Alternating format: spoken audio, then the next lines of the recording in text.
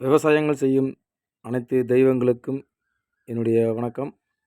இன்றைக்கி நம்ம காலையில் நம்ம செம்பரி பாய்ஸ் பிடிச்சிட்டு வந்து 20 நாள் ஆச்சு. எல்லாம் இன்றைக்கி நல்லபடியாக சோப் போட்டு நல்லபடியாக குளிப்பாட்டி நல்லபடியாக நல்லா எல்லாத்தையும் ஒவ்வொன்றா பிடிச்சி ஒவ்வொன்றா சோப் போட்டு குளிப்பாட்டி சுத்தம் செஞ்சு அப்படியே வெயிலில் கொஞ்சம் நேரம் அதை இருக்க வச்சுட்டு எல்லாம் உணர்ந்ததுக்கப்புறம் செட்டில் விட்டு அடைச்சாச்சு.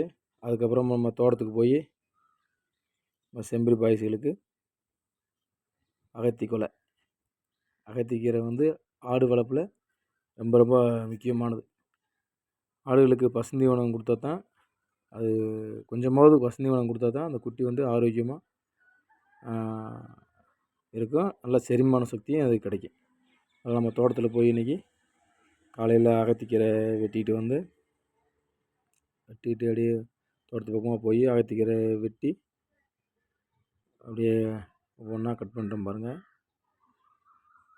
இது நம்ம அடிக்கடி இதே மாதிரி கட் பண்ணிகிட்டு இருந்தோம்னா நல்லா நமக்கு அதிகமாக வெட்டிக்கிட்டே இருக்கலாம். நல்லா நமக்கு ஈல்டு கிடைக்கும். வெட்ட தளைஞ்சிக்கிட்டே இருக்கும்.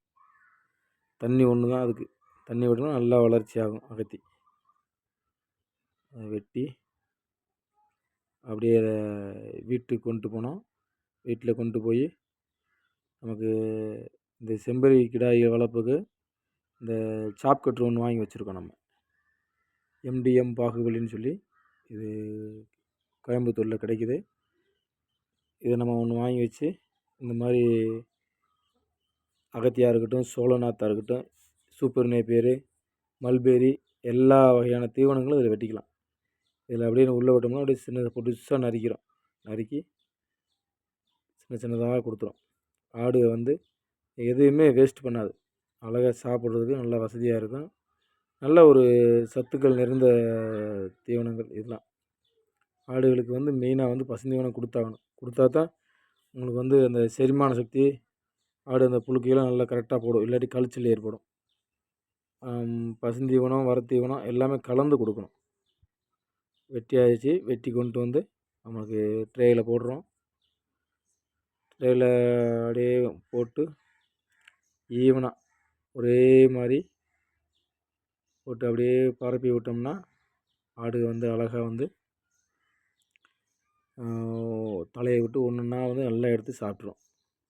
சாப்பிட்டுச்சுன்னா அடுத்த 4 மணி நேரத்துக்கு எந்த ஒரு தீவனம் கொடுக்க தேவையில்லை. சாப்பிட்டு முடிச்சதுக்கப்புறம் 4 மணி நேரம் ரெஸ்ட்டு. நல்லா சாப்பிட்டு அசை போட்டு படுத்துச்சுன்னா குட்டிக்கு நல்ல செரிமானம் ஆகும். நல்ல ஆரோக்கியமாக இருக்கும். நம்ம வெட்டி கொண்டு வந்து ட்ரேவில் போட்டோம். ட்ரேவில் விட்டு ஒரே இடத்துல குமிச்சிடக்கூடாது. எல்லாம் ஈவனாக போட்டு விடணும். ஒரே மாதிரி போட்டு விட்டோமாக எல்லா குட்டிகளும் வந்து ஒரே மாதிரி சாப்பிடும். ஏன்னா ஒரு இடத்துல அதிகமாக போட்டு விட்டு கம்மியாக போட்டால் அதிகமாக சாப்பிடுவோம். ஒரு குட்டிகளை திறந்து விட்டுட்டோம். வந்து எப்படி சாப்பிடுதுன்னு பாருங்கள். பசுந்தீவனம்னா எந்த தீவனத்தை காட்டிலும் பசுந்தீவனம் போடும்போது குட்டிகள்லாம் விரும்பி சாப்பிடும். குட்டிகள்லாம் இன்றைக்கி நல்லா குளிப்பாட்டி சுத்தமாக இருக்குது. பசுந்தீவனம் வெட்டி போட்டுன்னு நல்லா சாப்பிடுதுங்க. அகத்தி வந்து ஆட்டுகளுக்கு அருமையான சத்து. நல்லா வெயிட் கெயின் கிடைக்கும். நல்லா செரிமானம் ஆகும். குட்டிகளுக்கு ஆரோக்கியம். இந்த மாதிரி நீங்களும் இது மாதிரி ட்ரை பண்ணி பாருங்கள். இதில் உங்களுக்கு ஏதாவது சந்தேகம், ஏதாவது ஹெல்ப்பு அப்படின்னா கண்டிப்பாக என்னை தொடர்பு கொள்ளுங்கள். இந்த வீடியோவை எல்லோரும் லைக் பண்ணுங்கள், ஷேர் பண்ணுங்கள், கமெண்ட் பண்ணுங்கள்.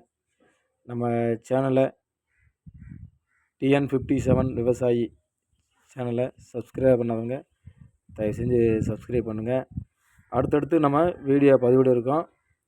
அடுத்து குட்டி பிடிச்சதுலேருந்து 100 நாள் வளர்த்து விற்பனை ஆகிற வரைக்கும் நம்ம வீடியோ டெய்லியும் போடுற மாதிரி இருக்கும். அதனால் நம்ம சேனலை தொடர்ந்து பாருங்கள். நன்றி, வணக்கம்.